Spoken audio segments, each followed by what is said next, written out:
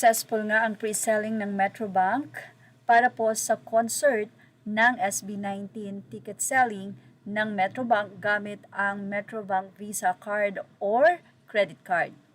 Anyway, isang netizen po or isang fan ang nag-flex ng kanya nga pong credit card, Metrobank, kung saan obviously ay nakasecure siya ng ticket dahil na rin sa kanyang napakagandang smile.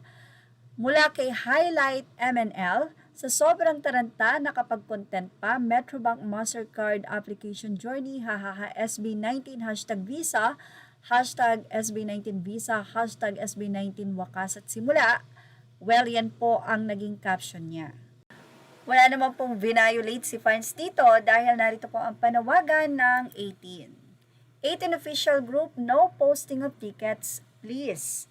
Bakit nga po ba? Bawal i-post ito ang pakiusap ng mga fans. Narito po, community reminder. First of all, congratulations to everyone who secured tickets for the Wakas at Simula Trilogy Finale concert.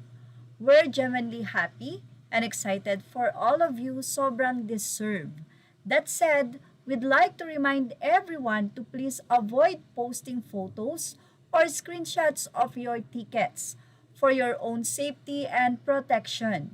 Posts containing ticket images will not be approved. Please do yourselves a favor and keep your ticket details private. Sharing ticket barcodes, reference numbers, or seat details online may put you at risk of duplication or fraud. We want everyone to have a smooth and stress-free concert experience. Let's keep things safe for the whole community. Thank you for your understanding and see you at the finale. Samantala, nagpasalamat naman ang mga fans sa nasabing reminders na ito. Anila, thank you for the reminder. Okay na yung confirmation email just to share my happiness in securing a ticket but never post the actual voucher or ticket even if you cover the important nito. Alam naming happy and proud kayo na nakasecure kayo pero wag na kayong mang-inggit, hahaha.